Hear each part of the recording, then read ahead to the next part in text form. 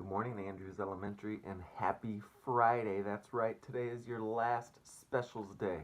So make sure you get in that PE workout, push yourself to the max, get a good workout, okay?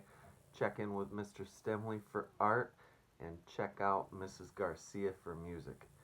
It's going to be a great Friday. Now, just because today is the end of our um, online remote learning experience and assignments, that doesn't mean that you can't work on your math, your reading every single day over the summer. Okay, that's what's going to keep you sharp. Over the school year, we talk about the 7 habits, right? And the last one is sharpen the saw, which means you need to have balance in your life. You need to take time to do some things that are going to keep you in tip top shape. Okay, that includes working on your mind, which would be reading a book, all right, working on math facts, maybe doing some experiments over the summer, right? Trying new things. All right, those things will keep you ready for the next school year. Now, even though this year kind of has ended a little different than what we typically have each year, all right, that doesn't mean that it wasn't a fantastic year, because it absolutely was. I got to know so many of you that were new to Andrews Elementary, and I absolutely love each and every single one of you. To our fifth graders that will be leaving us, all right, I'm going to absolutely miss you so much. It was nice to have you. Some of you I've had for 5 years, all right, and think about you all the time, and I know you're going to do great things at the middle school. Make sure you come back and visit us, okay? Now, even though this is the last day for assignments online, I'm still going to read and post videos. So I'm going to finish this book, and then after that, we'll start a new book. It may not be every single day, but I'll post quite a bit because I want to stay in touch with you. You can always leave comments under here. That gets emailed right to me. You can always email me at bmcintyre@trschools.org. You can send me a letter at 200 South Douglas Avenue here in Three Rivers. There's a ton of ways that you can contact me over summer, and I promise I will respond.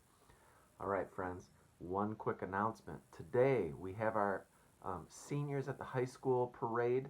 They'll be going around town. People are encouraged to stand outside, wave, make signs, encourage them for their success graduating high school. Okay, that's going to start at 5:15, I believe. 5:15, but you can check to be sure on the Andrews Facebook page or the TR district homepage. We'll have all that information for sure. Remember, friends, June 1st is the day that you're going to come and grab your things. It'll be all bagged and tagged for you already. You'll return your Chromebooks. You'll return your library books. I'll get to wave goodbye to you.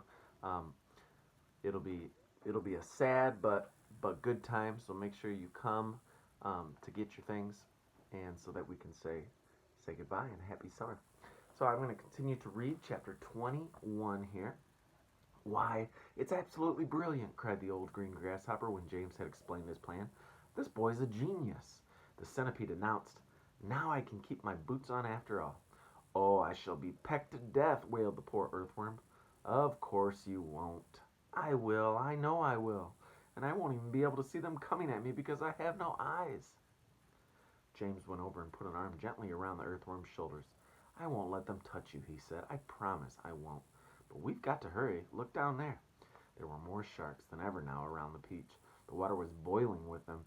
There must have been 90 or 100 at least. And up to the travelers up on top, it certainly seemed as though the peach were sinking lower and lower into the water.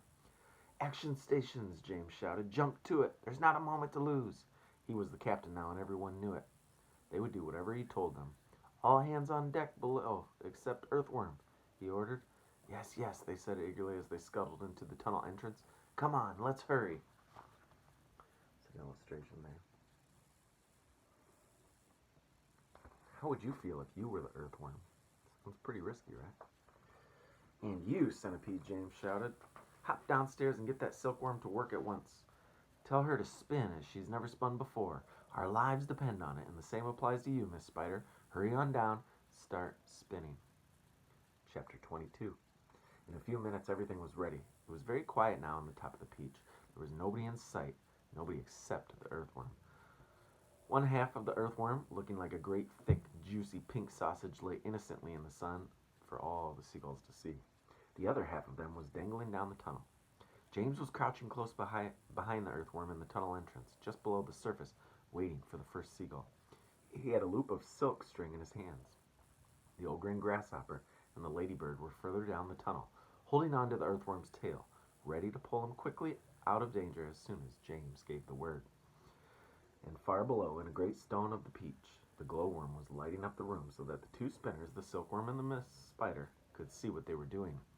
The centipede was down there too, exhorting them both frantically to greater efforts, and every now and again James could hear his voice coming up faintly from the depths, shouting, "Spin, silkworm, spin, you great fat lazy brute! Faster, faster, or we'll throw you to the sharks!" "Here comes the first seagull," whispered James. "Keep still now, earthworm, keep still. The rest of you get ready to pull." "Please don't let it spike me," begged the earthworm. I won't. Shh." Out of the corner of one eye, James watched the seagull as it came swooping down towards the earthworm, and then suddenly it was so close that he could see its small black eyes and its curved beak. And its beak was open, ready to grab a nice piece of flesh out of the earthworm's back. "Pull!" shouted James. The old green grasshopper and the ladybird gave the earthworm's tail an enormous tug, and like magic the earthworm disappeared into the tunnel. At the same time, up went James's hand, and the seagull flew right into the loop of silk that he was holding. The loop, which had been cleverly made, tightened just as the right amount, but not too much, around its neck, and the seagull was captured. "Hooray!" shouted the old green grasshopper, peering out the tunnel. "Well done, James!" Up flew the seagull with James paying out of the silk string as he went. He gave it about 50 yards, and then tied the string to the stem of the peach. Can you see that? "Next one," he shouted, jumping back into the tunnel.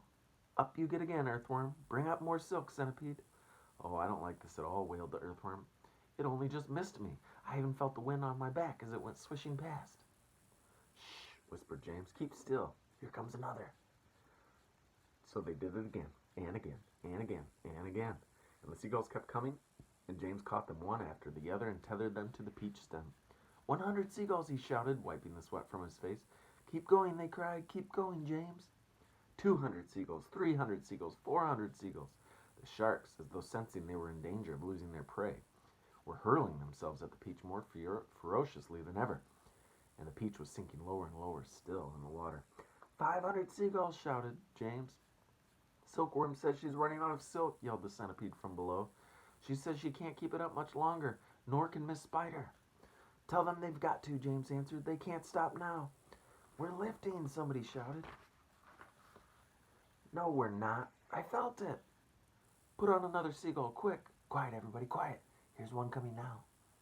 This was 501st seagull, and the moment that James caught it and tethered it to the stem with all the others, the whole enormous peach suddenly started rising up slowly out of the water.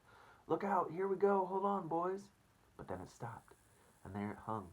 It hovered and swayed, but it went no higher. The bottom of it was just touching the water. It was like a delicately balanced scale that needed only the tiniest push to tip it one way or the other.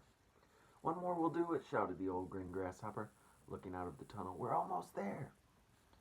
And now came the big moment. Quickly, the 502nd seagull was caught and harnessed to the peach stem.